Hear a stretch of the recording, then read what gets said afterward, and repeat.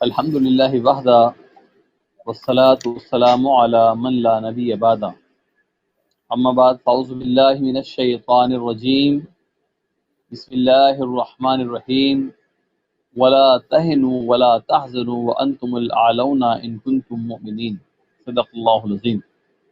قال اللہ تبارک وتعالی فی شان حبیبہ مخبرا وآمرا ان اللہ وملائکتہ یصلون علی النبی یا ایہا الذین آمنوا صلوا علیہ وسلموا تسلیما اللہم صلی علی سیدنا و مولانا محمد وعلی آلہ واصحابہ وبارک وسلم۔ بہت شکر گزار ہوں تمام انتظامی اراکین کا، شرکاء کا، سامعین کا کہ امت مسلمہ کے ایک اہم ترین مسئلے، ایک سلگتے ہوئے مسئلے کی طرف اشارہ کیا اور آج کی یہ کانفرنس منعقد کی۔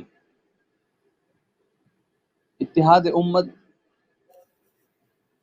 کے بارے میں قرآن مجید فرقان حمید میں بار بار تلقین کی گئی۔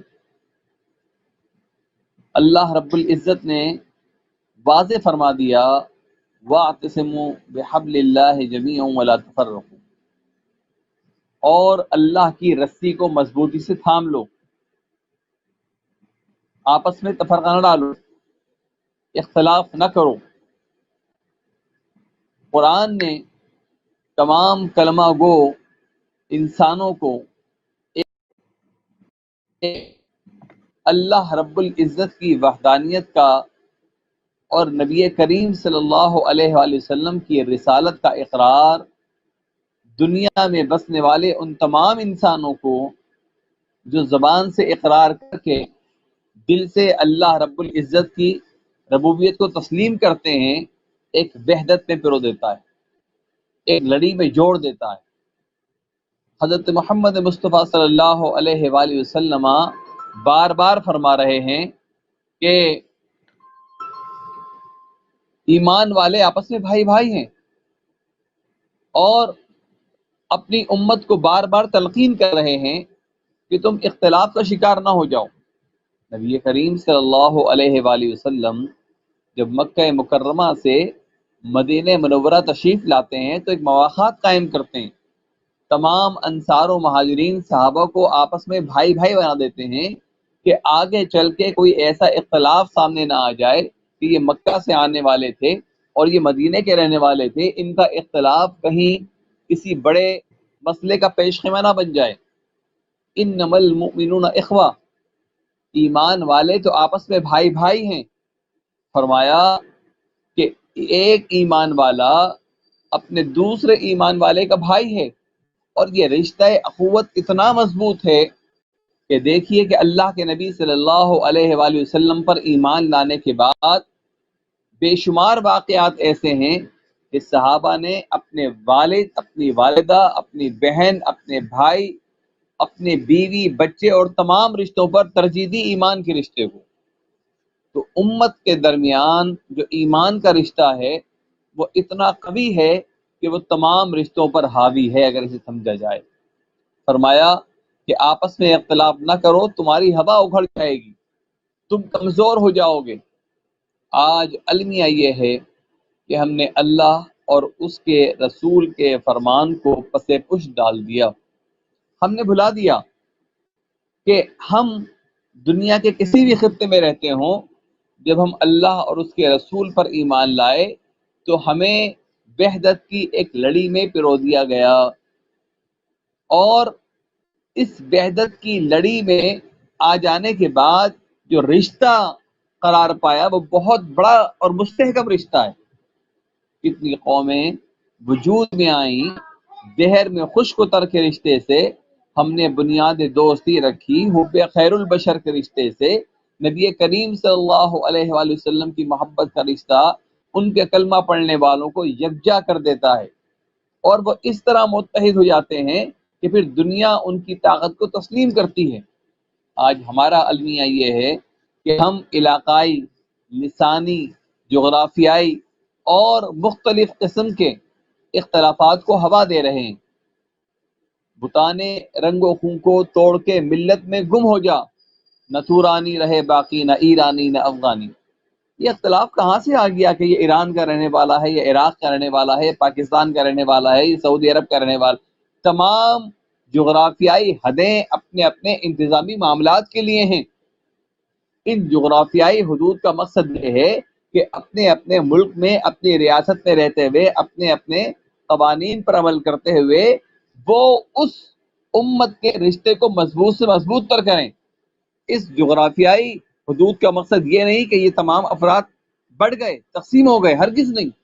یہ حدیں تو مختلف ادوار میں مسلمانوں کو تقسیم کرنے کے لیے لگا دی گئیں، اور پھر اللہ کے نبی کا واضح فرمان ہے، اگر تم اختلاف کرو گے تمہاری ہوا اکھڑ جائے گی، تم ٹکڑیوں میں تقسیم ہو جاؤ گے۔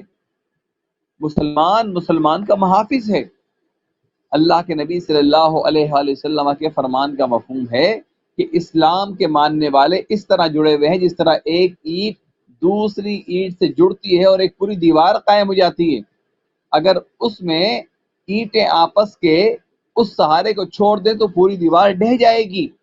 تو اسی طرح اسلام کی عمارت اس اتحاد پر قائم ہے، اور اس اتحاد کی اہمیت کو سمجھنا چاہیے، اس کی طاقت کو سمجھنا چاہیے۔ آج المیہ یہ ہے کہ بالخصوص مسلم حکمراں اس اہمیت سے ناواقف ہیں، یا اگر وہ واقف بھی ہیں تو کسی مصلحت کی بنا پر اس اہمیت کو ظاہر نہیں کرتے۔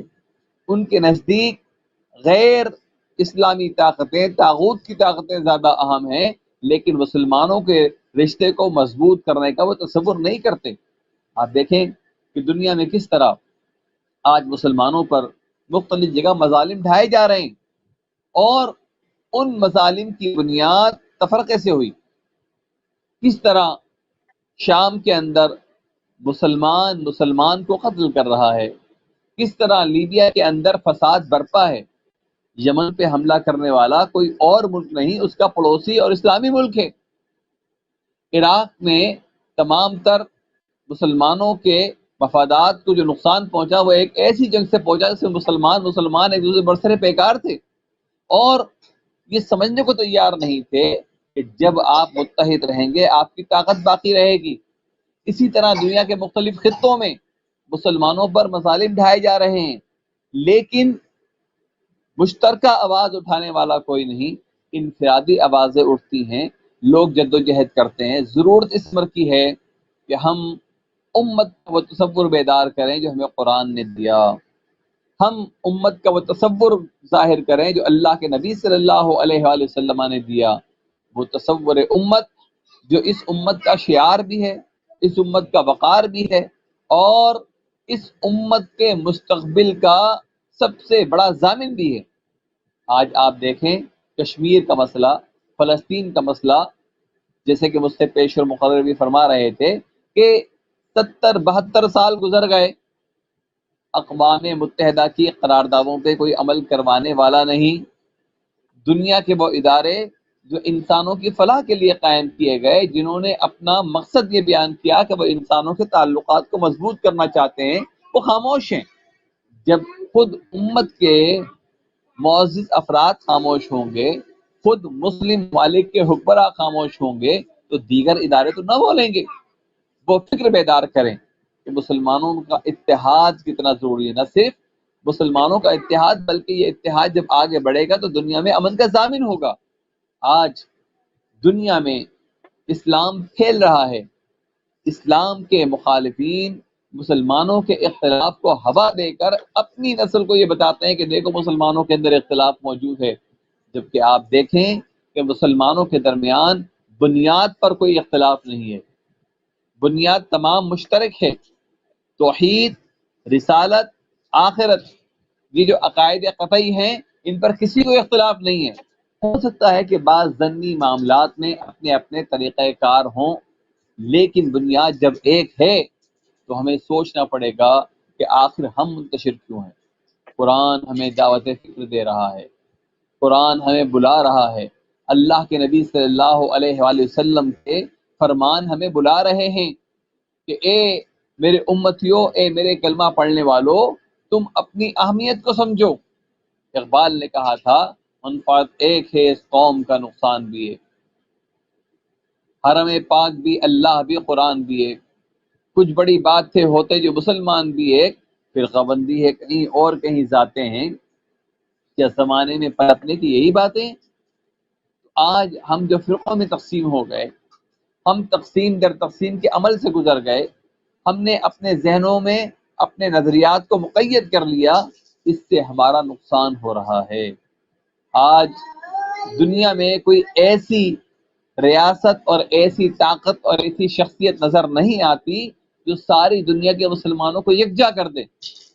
کوئی ملک کسی کے دباؤ میں آ کر اسرائیل کو تسلیم کرنے کا اعلان کر دیتا ہے، کوئی اپنے مفاد کے لیے کسی دوسرے تعلقات قائم کرنے کا اعلان کر دیتا ہے۔ جب تک تمام مسلم ممالک ایک لائے عمل طے نہیں کرتے، ہونا تو یہ چاہیے کہ جب حج کا موقع آئے تو تمام مسلم ممالک کے سربراہان حج بیت اللہ کی نیت سے وہاں پہنچیں اور پھر خانہ کعبہ کے سائے میں بیٹھ کر فیصلہ کریں کہ امت مسلمہ کیا کر رہی ہے، امت مسلمہ کیا کر رہی ہے، اور امت مسلمہ کے مستقبل کے لیے کیا کرنا چاہیے طے کریں، اور وہاں سے پھر اعلامیہ جاری ہو جس کے تمام دنیا کے مسلمان پابند ہوں۔ تو جب تک ہم میں اتحاد، جب تک ہم میں اتفاق اس نوعیت کا نہیں ہوگا جیسا کہ قرآن کا حکم ہے، جیسا کہ اللہ کے نبی صلی اللہ علیہ وآلہ وسلم کا فرمان ذیشان ہے، ہم ترقی کی منازل طے نہیں کر سکیں گے۔ اللہ کا بڑا کرم ہے کہ اکثر مسلم ممالک میں علماء چاہتے ہیں کہ اتحاد ہو، عامت المسلمین چاہتے ہیں کہ اتحاد ہو، لیکن بعض ایسے حکمراں جو طاغوت کے اعلی کار ہیں وہ اس اتحاد کی راہ میں سب سے بڑی رکاوٹ ہیں۔ ہمیں یہ سمجھنا ہوگا، ہمیں یہ سوچنا ہوگا کہ اسلام کے ماننے والوں کا متحد ہونا، ایک ملت کے طور پر رہنا ہی ان کی بقا ہے، اسی میں ہماری نجات ہے۔ اللہ تعالی ہمیں توفیق عمل عطا فرمائے۔